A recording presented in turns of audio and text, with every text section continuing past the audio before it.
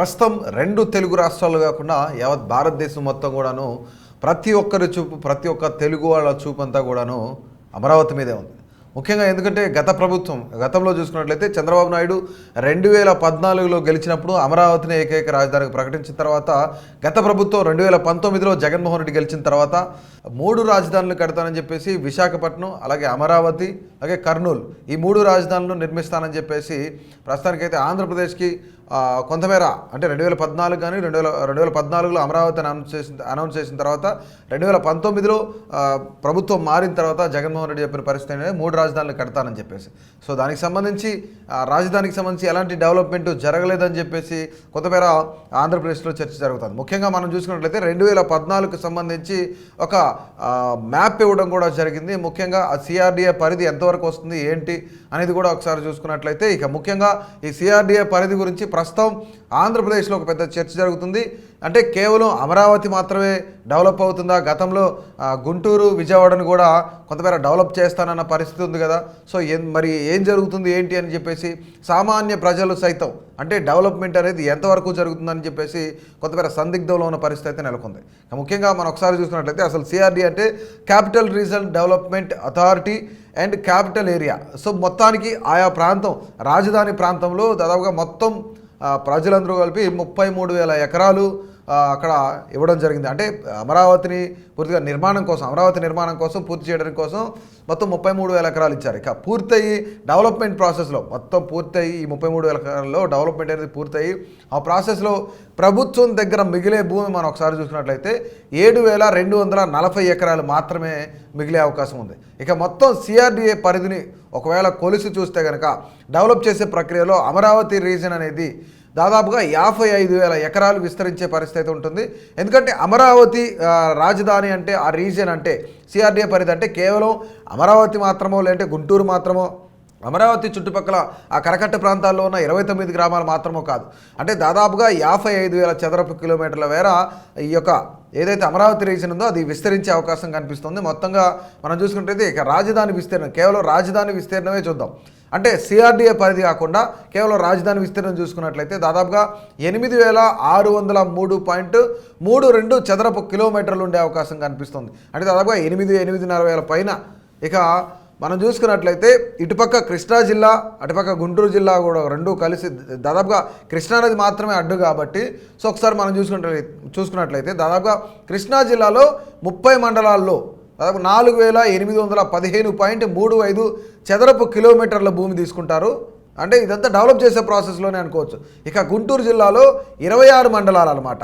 కృష్ణా జిల్లాలో 30 అయితే గుంటూరు జిల్లాలో 26 మండలాలు. అంటే 3,787.97 చదరపు కిలోమీటర్ల భూమి రాజధాని పరిధిలోకి వస్తుంది. మనం ఒకసారి ఈ కృష్ణా జిల్లా చూసుకున్నట్లయితే గుంటూరు జిల్లా కన్నా, అంటే అమరావతి గుంటూరు జిల్లాలో ఉన్నా సరే, అమరావతి ఉమ్మడి గుంటూరు జిల్లాలో ఉన్నా సరే, గుంటూరు జిల్లా కన్నా కృష్ణానది పరివాహక ప్రాంతంలో కృష్ణా జిల్లాలో ఎక్కువ మండలాలు, అలాగే ఎక్కువ చదరపు కిలోమీటర్ల భూమి మేర అభివృద్ధి చెందే అవకాశం ఉంది. అంటే దాదాపుగా కృష్ణా జిల్లాలో 30 మండలాల్లో 4,815.35 చదరపు కిలోమీటర్ల భూమి.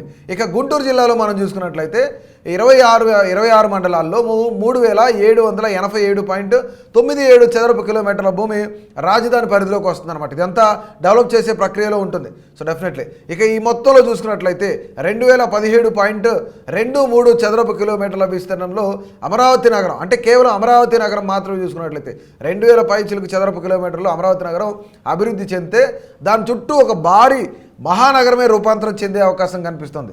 ముఖ్యంగా ఇది మాస్టర్ ప్లాన్ అనుకోవచ్చు.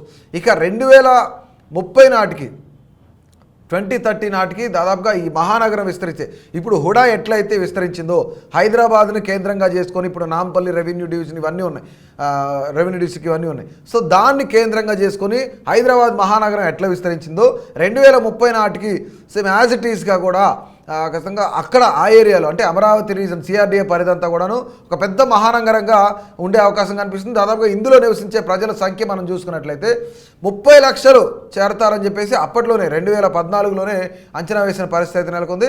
ఇక ఇక్కడ మొదటి దశగా మనం చూసాం, ఇదంతా మొదటి దశ అనుకోవచ్చు. ఇక రెండో దశగా మనం ఒకసారి చూసినట్లయితే సిఆర్డీఏ పరిధిలో 9 జోన్లుగా ప్రభుత్వం ఒక ప్రణాళికను రూపొందించింది. ఆ 9 జోన్లు అంటే మనం ఒకసారి చూద్దాం. ఇది 9 జోన్లు అంటే దాదాపుగా ఇవన్నీ మండలాలు అనుకోవచ్చు. మొదటిగా మనం చూసినట్లయితే అమరావతి మండలం, ఇది అసలైనటువంటి మండలం అనుకోవచ్చు. రాజధాని మండలం, అలాగే ప్రభుత్వ భవనాలు నిర్మాణం మొత్తం కూడా ఈ పరిధిలోనే జరిగే అవకాశం కనిపిస్తుంది. అంటే మొత్తంగా ఈ యొక్క అమరావతి నగరంలోనే జరుగుతాయి. దీన్ని సెంట్రల్ జోన్ అని కూడా మనం చెప్పుకోవచ్చు.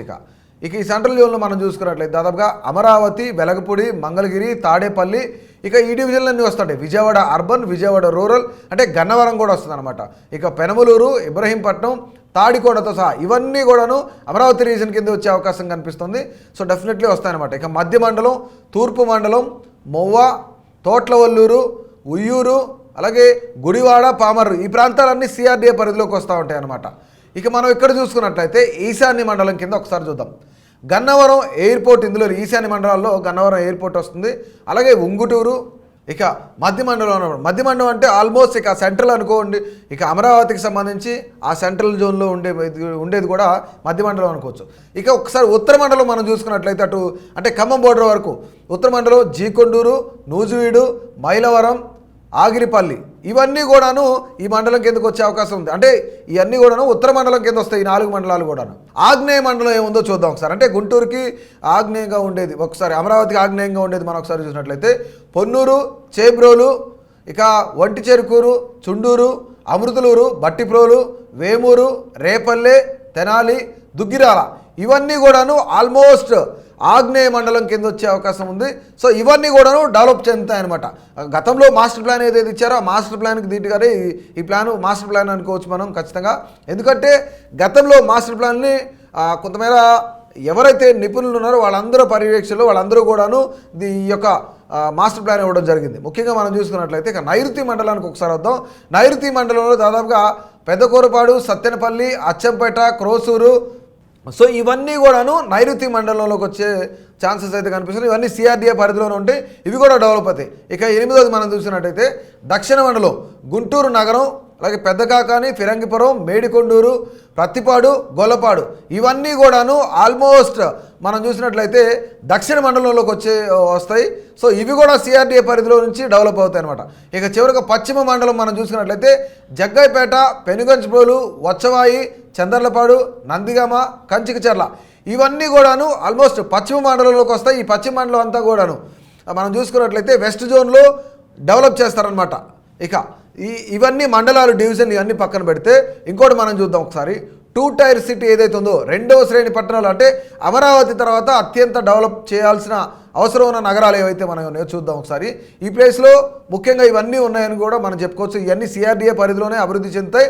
అంటే రాజధాని తర్వాత 2వ శ్రేణి పట్టణాలు ఏవైతున్నాయో, అంటే రాజధాని అమరావతిని డెవలప్ చేసిన తర్వాత వెంటనే దాని తర్వాత డెవలప్ చేయాల్సిన నగరాలు విజయవాడ అర్బన్, విజయవాడ రూరల్, ఇబ్రహీంపట్నం, పెనుగంచిప్రోలు, మంగళగిరి, తాడేపల్లి, తుళ్ళూరు, గుంటూరు, తాడికొండ, సత్తెనపల్లి, అచ్చంపేట, క్రోసూరు, నందిగామ, జగ్గైపేట, అంటే దాదాపుగా ఇవన్నీ కూడాను ఒక 27 వరకు ఉన్నాయన్నమాట. ఇది ఓవరాల్గా మొత్తం చూసుకున్నట్లయితే దాదాపుగా 27 పట్టణాలు సిఆర్డీఏ పరిధిలో అభివృద్ధి కాబోతున్నాయి. ఎందుకంటే మనం చూసుకున్నట్లయితే అమరావతి తర్వాత 27 పట్టణాలు ఈ యొక్క కొంతమేర పెద్ద నగరాలుగా రూపాంతరం చెందే అవకాశం కనిపిస్తుంది. ఒకసారి అవి మనం ఏమేంటో చూసినట్లయితే దాదాపుగా ఇక్కడ కొన్ని డివిజన్లుగా డివైడ్ చేశారు దీన్ని, ఈ నగరాలను కూడాను. అంటే ఈ 33,000 ఎకరాలతో పాటు 55,000 చదరపు కిలోమీటర్ల మేర ఈ యొక్క అమరావతి నగరం కానీ లేదంటే రాజధాని నగరం కానీ అభివృద్ధి చెందుతుందని చెప్పుకుంటాం. ఇందులో కొన్ని డివైడ్ చేశారనమాట. ఇప్పుడు మనం ఒకసారి చూస్తే పర్యాటక నగరానికి దాదాపుగా మొదటిగా పర్యాటక నగరం, ఈ పర్యాటక నగరానికి దాదాపుగా 11,574 ఎకరాలు కేటాయించారు. ఇక పర్యాటక రంగానికి సంబంధించి కృష్ణానది పరివాహక ప్రాంతం అంతా కూడా ప్రభుత్వం పర్యాటక రంగంగా అభివృద్ధి చేయాలని కూడా భావిస్తుంది. ఎందుకంటే ఇక్కడ ప్రైవేటు వ్యక్తులకు ఇస్తే దాన్ని మిస్యూజ్ చేయొచ్చు, అక్కడున్న వాటర్ని పొల్యూట్ చేయొచ్చు, అక్కడున్న ఎయిర్ని పొల్యూట్ చేయొచ్చు కనుక సో దాన్ని పర్యాటక రంగంగా చేస్తే కనుక సో డెఫినెట్లీ అది ప్రభుత్వం చేతుల్లోనే ఉంటుంది కనుక దాన్ని పర్యాటక రంగంగా మొదటిగా డివైడ్ చేశారు. రెండోది ప్రభుత్వ పరిపాలనా నగరం అనమాట. ఇక్కడ నుంచి దాదాపుగా ప్రభుత్వ పరిపాలనా నగరానికి 2,702 ఎకరాలు కేటాయించారు. ఇక ప్రధానమంత్రి మోడీ శంకుస్థాపన చేసిన ప్రాంతం ఉద్దండి రాయనపాలెం ఏదైతే ఉందో అక్కడ సెక్రటేరియట్ నిర్మాణం కానివ్వండి, అసెంబ్లీ నిర్మాణం, ప్రభుత్వ వ్యవస్థలను నడిపించే అధికారుల భవనాలు, ప్రభుత్వ అధికారుల క్వార్టర్స్, ఇవన్నీ కూడాను డిపార్ట్మెంట్కి సంబంధించి పోలీస్ డిపార్ట్మెంట్ కానీ వాటెవర్ ఇరిగేషన్ డిపార్ట్మెంట్ కానీ వీళ్ళందరికీ సంబంధించిన వసతి సదుపాయాలన్నిటి కూడా అక్కడే ఉంటాయి. వాళ్ళ బిల్డింగ్స్ ఏంటంటే మనం చూసుకున్నట్టయితే క్వార్టర్స్ అన్నీ కూడా అందులోనే ఉంటాయి అనమాట. ఇక మూడోది ఆర్థిక నగరం, ఫైనాన్షియల్ డిస్ట్రిక్ట్ అనమాట. ఇప్పుడు మనకి హైదరాబాద్లో ఫైనాన్షియల్ డిస్ట్రిక్ట్ ఎలా ఉందో మనకి కోకాపేట సైడ్, సో సేమ్ అట్లానే ఫైనాన్షియల్ డిస్ట్రిక్ట్ కూడా ఏర్పాటు చేస్తారు. ఆర్థిక నగరాన్ని ఏర్పాటు చేస్తారు. ఆర్థిక నగరానికి గాను దాదాపుగా 5,160 ఎకరాలు కేటాయించడం జరిగింది. ఇక రాష్ట్ర ప్రభుత్వానికి సంబంధించి ఆడిట్ జనరల్ కానీ, ఫైనాన్షియల్ అఫైర్స్ కానివ్వండి, స్టేట్ ఫైనాన్స్ బోర్డు కానివ్వండి, స్టేట్ ఫైనాన్స్ కార్పొరేషను, బ్యాంకింగ్ రంగం, ఆయా సంస్థలకు సంబంధించి ల్యాండ్ అలాట్మెంట్ ఈ పరిధిలోనే జరుగుద్ది, అంటే ఆర్థిక నగరంలోనే జరుగుతూ ఉంటుంది. ఇక నాలుగోది మనం చూసినట్లయితే న్యాయనగరం, 3,438 ఎకరాలు ఈ న్యాయనగరానికి కేటాయించడం కూడా జరిగింది. ఇక న్యాయనగరం పరిధిలో హైకోర్టు, న్యాయ వ్యవస్థ, ఇవి అన్నీ కూడా సంబంధించిన వాళ్ళకి సంబంధించిన ఇతరత్ర వ్యవస్థ ఇవన్నీ కూడా ఈ యొక్క న్యాయనగరంలో నిర్మాణం జరుగుతాయి. వాళ్ళకి ల్యాండ్ అలాట్మెంట్ కూడా ఇక్కడే జరుగుతుంది, అంటే జడ్జిల కాలనీ కానివ్వండి, లేదంటే రెసిడెన్షియల్ ఏరియాస్ కానివ్వండి, ఇవన్నీ కూడాను ఈ న్యాయనగరంలోనే జరిగే అవకాశం ఉంది. సో ఖచ్చితంగా ఇక మనం 5వ చూసుకున్నట్లయితే క్రీడల నగరం అనమాట, స్పోర్ట్స్ విలేజ్. గతంలో ఇక్కడ హైదరాబాద్లో కూడాను స్పోర్ట్స్ విలేజ్ని కూడా నిర్మించారు. మనం ఒకసారి 5వ నగరంగా ఆంధ్రప్రదేశ్లో క్రీడల నగరాన్ని ఒకసారి చూసినట్లయితే దాదాపుగా 4,150 ఎకరాలు క్రీడల నగరానికి కేటాయించడం కూడా జరిగింది. ఇక క్రీడలకు సంబంధించి అంతర్జాతీయ స్టేడియాలు కానివ్వండి, ఫర్ ఎగ్జాంపుల్ హైదరాబాద్ శివార్లో మనం చూసుకున్నట్లయితే గచ్చిబౌలి ప్రాంతంలో 2002లో జరిగిన నేషనల్ గేమ్స్ ఏవైతున్నాయో దానికోసం అప్పటి ప్రభుత్వం స్పోర్ట్స్ విలేజ్ని కూడా డెవలప్ చేసింది. జిహెచ్ఎంసీ బాలయోగి స్టేడియంలో కాంప్లెక్స్ని కూడా డెవలప్ చేసింది అనమాట. ఆ పరిసర ప్రాంతాల్లో కూడా స్పోర్ట్స్ అకాడమీలకు, వీటన్నిటికీ కూడా స్టేడియాలకు ల్యాండ్ అలాట్మెంట్ చేయడం కూడా జరుగుతుంది. అంటే స్పోర్ట్స్ డెవలప్మెంట్ కోసం ఈ యొక్క స్పోర్ట్స్ నగరాన్ని నిర్మిస్తారు. సో మనం ఒకసారి 6వ నగరంగా మీడియా నగరం. ఇక దీన్నే యానిమేటెడ్ సిటీ అని కూడా అంటారు, యానిమేషన్ సిటీ అని కూడా అంటారు. దీనికోసం 5,107 ఎకరాలు కేటాయించారు. దాదాపుగా మీడియా రిలేటెడ్గా వచ్చే సంస్థలకు, సినిమా రంగానికి సంబంధించిన సంస్థలకు, వాటన్నిటికీ కూడా ల్యాండ్ అలాట్మెంట్ ఇక్కడి నుంచే జరుగుతూ ఉంటుంది. ఎందుకంటే అటుపక్క సినీ ఇండస్ట్రీని కూడా డెవలప్ చేయాలి, ఒక పక్క మీడియాని కూడా డెవలప్ చేయాలి. కాబట్టి సో ఆయా ప్రాంతంలో ఆయా సంస్థలకు ఇచ్చే అవకాశం ఉంది ఇక్కడ. ఇక 7వదిగా విజ్ఞాన నగరం. విజ్ఞాన నగరం కోసం 8,547 ఎకరాలు ఇక్కడ కేటాయించారు. ఇక ఆల్రెడీ ఇది స్టార్ట్ అయిపోయింది అనుకోవచ్చు కూడా. ఎందుకంటే విజయవాడలో విట్ లాంటి సంస్థలు, ఎస్ఆర్ఎం యూనివర్సిటీ, అమృత యూనివర్సిటీ కూడా ఈ ప్రాంతంలో ల్యాండ్ అలాట్మెంట్ జరిగింది. అంటే ఇప్పుడు విట్ కానీ, ఎస్ఆర్ఎం యూనివర్సిటీ కానీ ఇవన్నీ కూడాను అంటే విద్య కోసం కొంతమేర పెద్ద ఎత్తున డెవలప్ చేసే అవసరం అయితే ఖచ్చితంగా ఉండాలి. ఎందుకంటే అక్కడ చదువు అంటే ఎడ్యుకేషన్కి హబ్, ఎడ్యుకేషన్ డిస్ట్రిక్ట్ అంటే విజయవాడ, గుంటూరు ఆ ప్రాంతాలు అనుకుంటారు కనుక సో డెఫినెట్లీ ఆ ఎడ్యుకేషన్ కోసం ఇంత ల్యాండ్ అలాట్మెంట్ చేశారనమాట అక్కడ. ఇక హెల్త్ సిటీ కోసం 6,511 ఎకరాలు కేటాయించారు. ఆల్రెడీ ఈ పరిసర ప్రాంతాల్లో ఎయిమ్స్ లాంటి పెద్ద పెద్ద హాస్పిటల్స్ కూడా కట్టడం జరిగింది. అది ఎయిమ్స్ ప్రస్తుతానికి మంగళగిరిలో నిర్వహిస్తున్నారు. ఇక అలాంటి సంస్థల కోసం ఏవైతున్నాయో అలాంటి సంస్థలు, హాస్పిటల్స్, హెల్త్ సిటీ కోసం ఏదైతే జాగ్రత్తలు తీసుకుంటుందో గవర్నమెంట్, వీటన్నిటి కోసం కూడాను అక్కడ ల్యాండ్ అలాట్మెంట్ జరుగుతుంది. ఇక చివరిగా ఎలక్ట్రానిక్ సిటీ అనుకోవచ్చు మనం. ఎలక్ట్రానిక్ సిటీ కోసం దాదాపుగా 6,502 ఎకరాలు కేటాయించారు. ఇదంతా కూడాను మంగళగిరి ప్రాంతంలోనే ఈ ఎలక్ట్రిసిటీ నిర్మాణానికి కేటాయించారనమాట. ఇక మంగళగిరి రాజధాని కోర్ సిటీలో ముఖ్యమైనది అనుకోవచ్చు మనం. ఎందుకంటే మంగళగిరి రాజధానికి చాలా దగ్గరలో ఉండేది కాబట్టి సో డెఫినెట్లీ అది కోర్ సిటీగా మనం పిలుచుకోవచ్చు.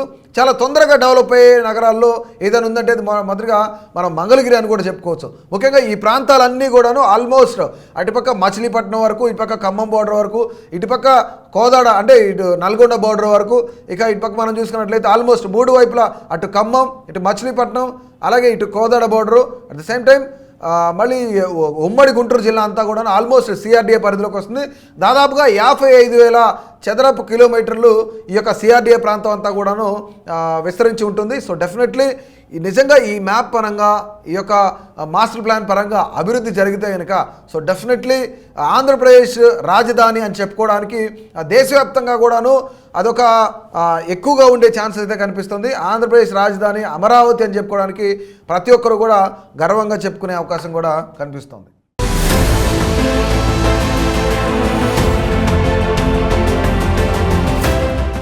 Please do subscribe to Please do subscribe to Please do subscribe to Please do subscribe to KTV Telugu. KTV Telugu. KTV Telugu. KTV Telugu. to KTV Telugu. KTV Telugu. Please do subscribe to KTV Telugu.